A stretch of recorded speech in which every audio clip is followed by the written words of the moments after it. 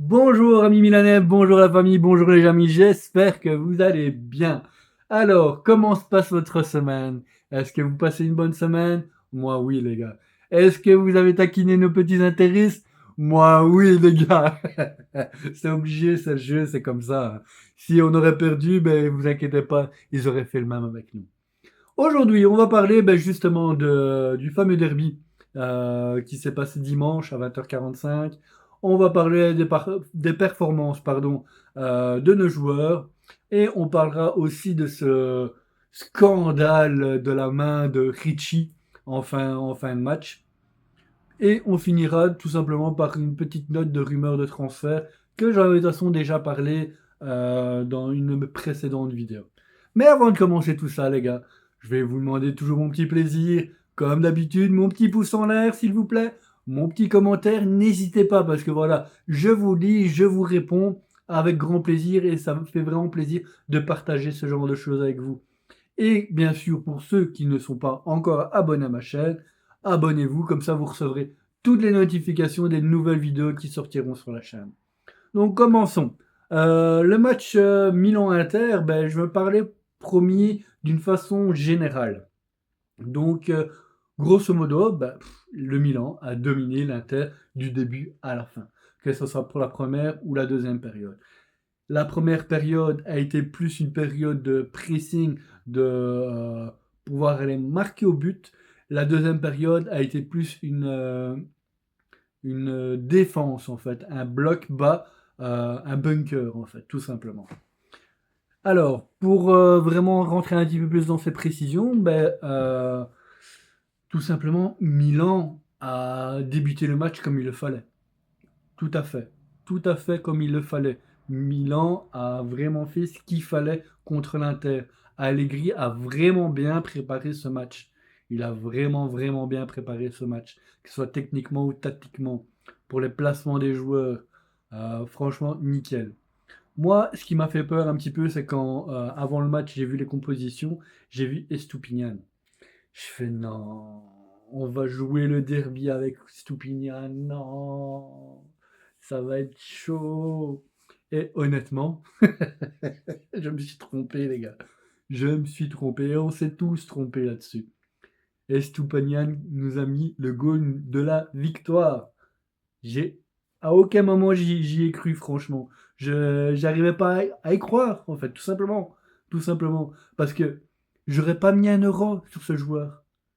Combien de fois on l'a critiqué, on l'a insulté, on lui a dit, on a dit plein de choses méchantes sur Estupinian. Mais malgré tout, il est quand même là, il vient, il travaille pour l'équipe, il se donne à fond pour le maillot. Franchement, voilà, je respecte ce joueur. Je dis pas ça parce que voilà, et ça y est, il a mis un goal et il nous a fait remporter le derby. Non, non du tout. Parce que voilà, on est là aussi un petit peu comme commentateur, chroniqueur, je vais dire. euh, et de ce fait-là, ben oui, bien sûr, il y a des critiques à faire, que ce soit sur l'un ou sur l'autre. C'est logique. Mais là, franchement, je suis content. Parce qu'en plus, je ne sais pas si vous vous souvenez déjà contre le match de la Crémonaise, quand il est rentré quasi en fin de période, il est rentré à froid en fait. Hein. Et Stupanian est rentré à froid. Et il a eu la lucidité sur le corner de remettre le ballon à Modric pour qu'il puisse faire le centre. Et bien sûr, nous mettre le premier goal contre la Crémonaise. Et ça, pour un joueur, c'est bien. Parce que ça se voit, il est rentré directement dans ce match. Et même chose avec l'Inter. L'Inter, il a fait vraiment son maximum, bien sûr, avec ses qualités, comme avec ses défauts. Hein, voilà, c'est pas Estupinian, voilà, c'est un bon joueur, mais voilà, il fait énormément de bourdes. Il n'est pas encore habitué à notre championnat, il n'y a rien à faire. Mais bon, voilà, grâce à lui quand même, on a remporté ce match et c'est ça qui fait plaisir. Et donc, je voulais justement en venir, en fait, grâce à la tactique que Allegri a mis en première mi-temps au Milan, Milan a réussi à justement trouver des espaces et trouver cette balle en profondeur qui nous a justement permis de mettre le 1-0. Je vous avais déjà expliqué justement en plus, hein, contre le match des Ramones, j'avais déjà vu un petit peu ce genre d'action et que justement, il y avait pas assez de balles en profondeur parce que même encore, ici à dimanche, hein, Rafaelo a fait énormément d'appels, Pulisic aussi, malgré que voilà, ils ont pas fait le match parfait, mais un derby, c'est un match aussi spécial, que ce soit pour nous supporters comme pour eux, joueurs. C'est le derby de la Madonnine, donc c'est le derby de Milan. C'est plus, on va dire, beaucoup plus important qu'un match normal, je veux dire, qu'on pourrait jouer contre le Naples, contre la Rome, ou contre la Juve. Vous voyez ce que je veux dire? Enfin, moi je me comprends, j'espère que vous aussi. De ce fait-là, ben voilà, grâce justement, et moi c'est ça qui me fait rire, euh, même par rapport à Fofana. Fofana, je l'avais déjà dit dans ma vidéo post-party, c'est un milieu défensif qui défend très bien, qui est solide, mais quand il s'agit d'être offensif, il a vraiment du mal. Surtout quand il s'agit de clôturer l'action, de marquer le but. Il a vraiment du mal. Il doit encore, à mon avis, travailler là-dessus. Et Allegri, à mon avis, c'est ce qu'il fait.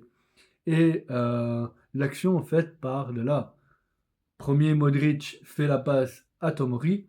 De là, Tomori fait une passe à Fofana qui fait un 1-2 avec Rafael Leao. Et directement, on voit Estupiñán plonger et Fofana qui lui fait une superbe belle passe en profondeur.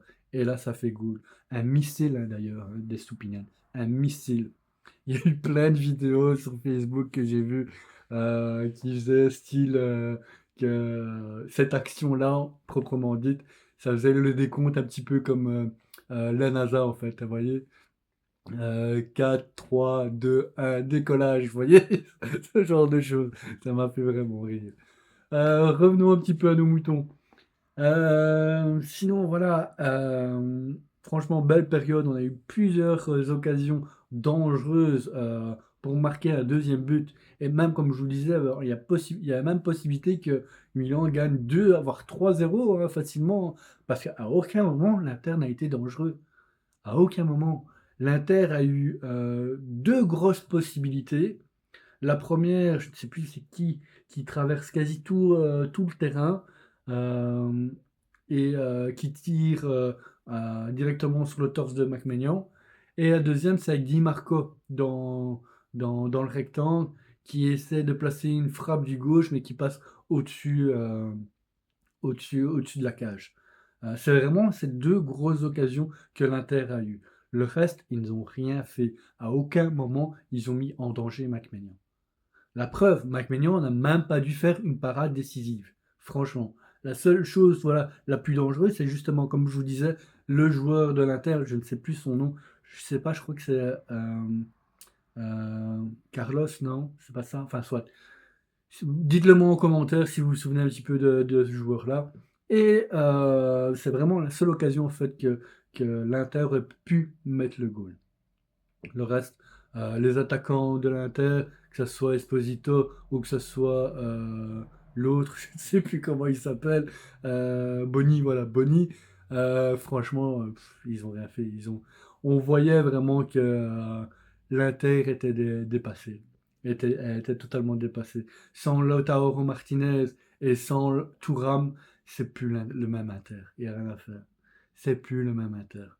Mais bon, on en a profité et voilà, on va pas s'en plaindre non plus, hein. Et c'est pas ça non plus la raison pour laquelle on a gagné. Rien à voir, hein. Parce que nous aussi, on aurait pu faire des polémiques par rapport à ça. Oui, on n'avait pas Rafaela, oui, on n'avait pas Pulisic, oui, ils sont pas à 100% de leurs conditions, on n'a pas d'attaquant de pointe. On aurait pu dire tout ça sur tous les autres matchs qui se sont passés. Mais non, non, parce que nous, on fait avec ce qu'on a, tout simplement. Tandis que les intéressent, eux, ils ont fait tout un scandale là-dessus, que j'en parlerai à ma fin de ma vidéo. Ben voilà, nous, c'est comme ça. Pour continuer sur cette deuxième mi-temps, la deuxième mi-temps, voilà. Comme je vous ai dit, moi, le sentiment que j'ai eu, justement, j'ai le sentiment qu'Allegri l'a fait exprès de reculer, de blinder la défense, de couper toutes les lignes de passe euh, et de laisser justement la possession à l'Inter. Parce que vous avez pu voir, hein, l'Inter, ils faisaient des passes de gauche à droite tout le temps comme ça. À aucun moment ils arrivaient à rentrer dans le rectangle. La seule possibilité qu'ils avaient, c'était en faisant des centres. Et encore, même les centres, Esposito, Boni, n'ont quasi pas touché une balle. Oui, Boni, une fois. Une fois, il l'a repris de la tête, mais qui est passé au-dessus de la cage de McMahon. Mais sinon, rien, rien. Ils ont rien su faire. Pourquoi? Parce que Allegri avait bien préparé ce match. Il avait vraiment bien préparé ce match.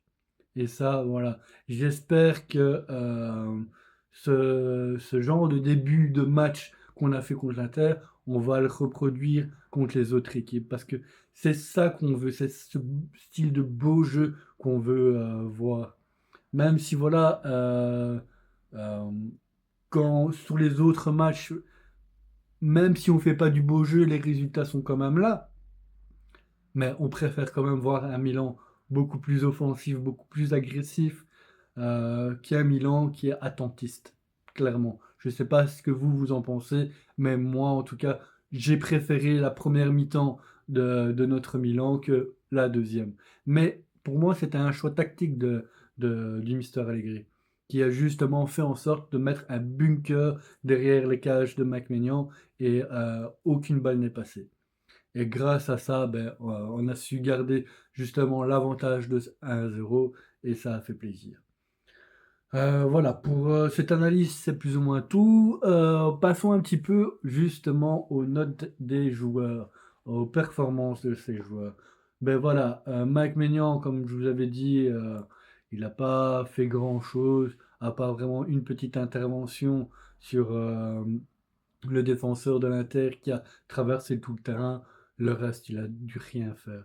Il a, il a pas, il a rien fait. Il a rien fait. Donc voilà, si je devrais lui mettre un vote, je lui mettrais un 6 parce que voilà, je pourrais lui mettre un 100 votes, mais voilà, il a quand même fait une petite parade, c'était bien. Puis, parlons de Tomori. Tomori, je lui mettrais un bon 6,5, voire un petit 7. Il a fait son match, il a fait une passe clé qui a fait en sorte de nous amener le but du 1-0. Il a été solide sur ses interventions. Même chose pour De Winter qui s'améliore encore de match en match. Je lui mettrai un 6,5 aussi à De Winter car Esposito il a été inexistant. Pavlovic, pareil, match très solide. Même chose, je mettrais un 6,5, 7. Euh, Puis parlons un petit peu de Saelemaekers. Alors là, peut-être, il va y avoir une petite controverse là-dessus. Parce que moi, je n'ai pas vraiment aimé Saelemaekers ce match-ci. Je l'ai trouvé un petit peu dissipé. Je l'ai trouvé un petit peu. Je trouve pas le mot. Je trouve pas le mot, malheureusement. J'avais pas l'impression qu'il était dans le match, en fait. Voilà. On va dire ça comme ça. J'ai pas l'impression qu'il était dans le match. Il n'a pas fait énormément d'erreurs parce qu'il a quand même bien bloqué défensivement c'était Di Marco, ouais, Di Marco. Donc de ce fait-là, Estupinian aussi a eu aussi assez facile de pouvoir jouer. Euh, non, qu'est-ce que je dis, Estupinian? Tomori. Ouais, ouais. Désolé, je m'embrouille un petit peu. Et aussi, je sais pas, sur certains. D'habitude, Makers, en fait, c'est un joueur qui n'a pas peur d'aller risquer le jeu, de tenter, en fait, le centre, de tenter la passe en profondeur. Et là, ça fait quelques matchs que je le vois qui préfère mettre la balle plutôt en arrière que vers l'avant, en fait. Donc, je retrouve plus les sensations du Makers qu'on a eu pendant un petit temps, en fait, hein. Avant sa blessure, justement. Parlons un petit peu bah, de Modric, Fofana et Rabiot. Ben voilà, ils ont été exemplaires. même si voilà, Fofana, encore une fois, il a eu pas mal d'occasions de pouvoir marquer et il n'a pas réussi. Il a fait une très belle passe à Estoupinian qui nous a, grâce à ça, valu le but du 1-0. Et grâce à ça, on a pu gagner. Mais j'ai remarqué, il s'améliore à ce niveau-là. Avant, on voyait Fofana plus s'infiltrer dans le rectangle, tandis que là, il fait moins de percussions, mais il fait plus de passes en profondeur. Et c'est pas la première fois qu'il le fait. Déjà contre le match contre Parme, il l'avait fait. Il l'a reproduit ici à la Cremonaise. Et ici, il l'a reproduit à l'Inter. Et ça a marché. Ça a marché. Je pense qu'Allegri, lui, il est en train de tout doucement faire changer le mode de fonctionnement de Fofana quand on est en offensive. Et ça fait plaisir. Ça fait plaisir. J'espère qu'il va continuer à augmenter son level de jeu. Et le plus important, c'est qu'il puisse commencer à marquer. Quand il a les occasions, je veux que Fofana il marque. Il n'y a rien à faire. Modric, bah, c'est monsieur football, hein, ça, il n'y a rien à faire, hein. Il a été là où il faut, quand il faut. Il a mis la passe qu'il fallait. Franchement, je mettrais un 10 pour le match, hein. Franchement, il était merveilleux. Rabiot, il a fait aussi son bon match. Je suis un peu dégoûté par rapport à sa carte jaune parce que pour moi, c'était pas mérité. Fait même la faute pour moi n'était pas méritée, mais bon, c'est mon avis personnel. Euh, à cause de ça, ben, il va sauter le match contre la Lazio. Je pense que normalement ça devrait le faire. Vous savez quoi, on va en parler juste après. Mais bon, voilà. Sinon, il a fait son match et il a fait ce qu'il fallait. Quand il fallait percuter vers l'avant, il était là, il le faisait, il défendait correctement. Nickel. Et Stupinian, ben voilà, il m'a fait peur deux, trois fois, comme je vous avais dit déjà dans ma vidéo post-partie, avec quelques petites erreurs techniques, quelques petits bafouillages. Euh, la seule note, et c'est pour ça qu'il aura une note de 7 aujourd'hui, euh, c'est grâce à son goal. Parce que, parce qu'en fait, pendant un moment, et je sais pas si vous l'avez entendu, euh, Allegri lui disait passe derrière Luis Enrique, passe derrière lui, passe derrière lui. Et c'est ce qu'il a fait. C'est grâce à ça, grâce aux indications du Mister, que Estupian l'a fait et a été mettre le goal.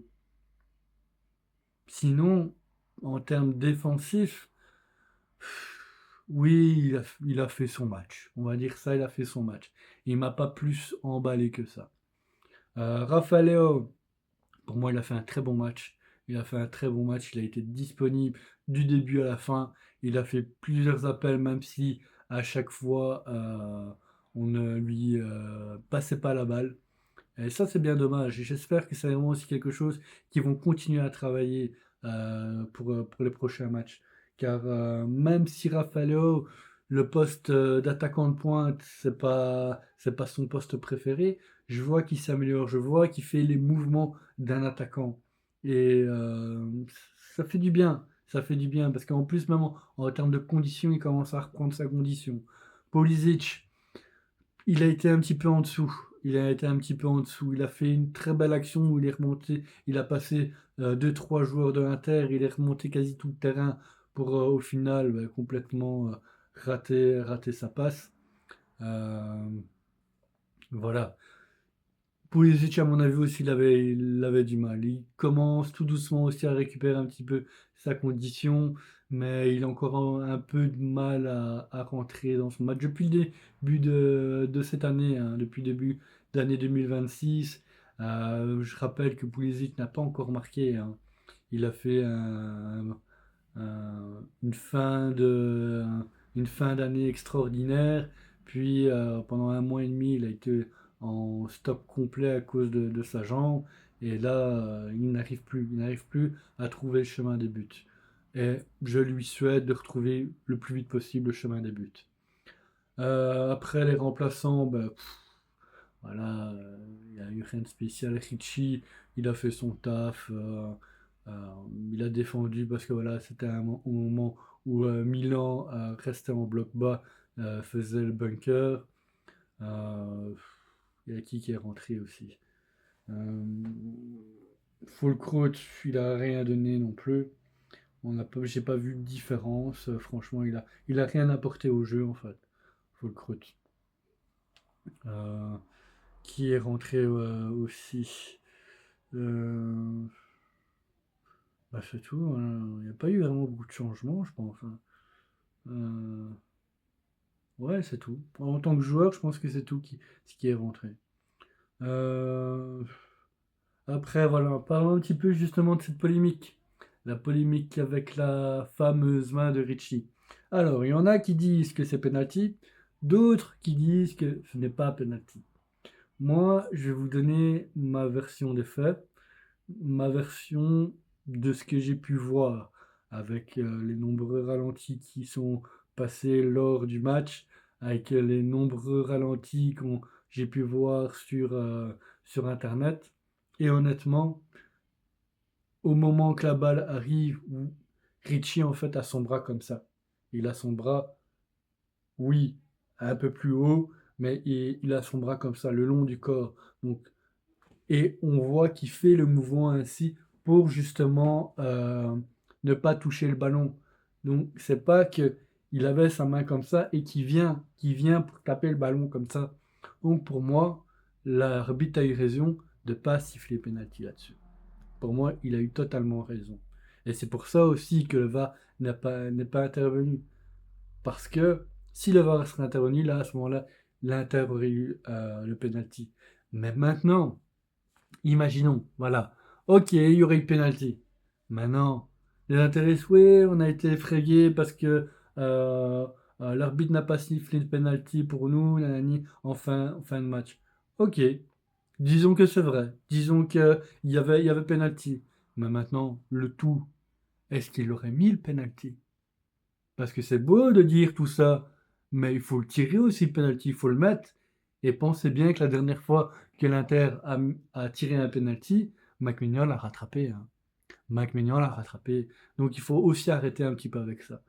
Il faut aussi un petit peu arrêter avec ça. Donc pour moi, par rapport à ça, c'est ma façon de voir un petit peu la chose.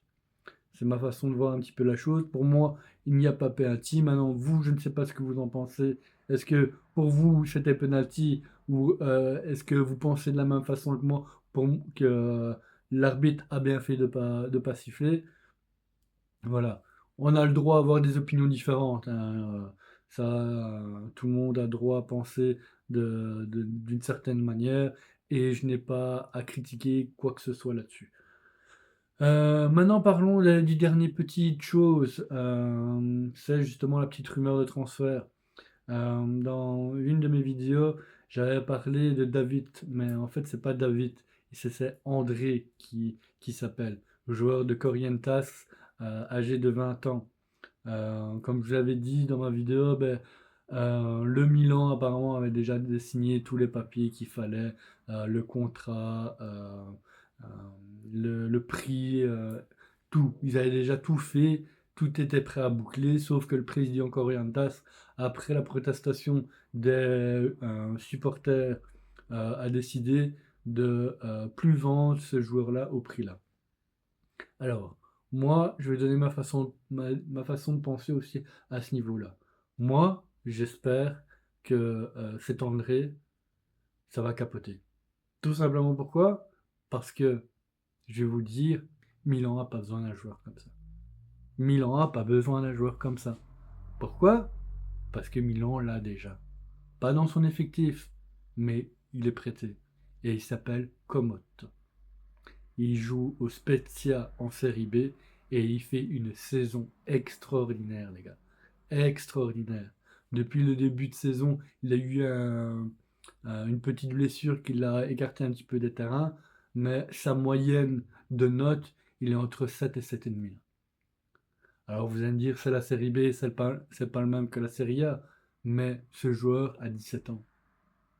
Il a l'âge de Camarda et en même temps, joyeux anniversaire à lui, parce que Camarda a aujourd'hui même 18 ans. Donc voilà, pourquoi aller chercher un joueur brésilien de Corrientes qui, pour moi, ce que j'ai regardé des vidéos, j'ai regardé des gros résumés de matchs du Corrientes pour pouvoir au moins minimum avoir un avis objectif sur ce joueur. Pour moi, il ne les vaut pas les 15-20 millions que Milan veut dépenser pour lui. Pour moi, il ne les vaut pas. Pour moi, il ne les vaut vraiment pas. Alors qu'ils ont Komotto, qui est un joueur prospectif, qui est un joueur aussi fort que cet André, justement, que lui, il a déjà 20 ans. Pourquoi? On a un Italien, on a un qui vient du club de formation de Primavera du Milan, un joueur qu'on n'a pas besoin de payer. On n'a pas besoin de payer sa cartine, comme ils disent en Italie. Donc, allez, on n'a pas besoin de l'acheter, en fait. Voilà, voilà, c'est ça le mot.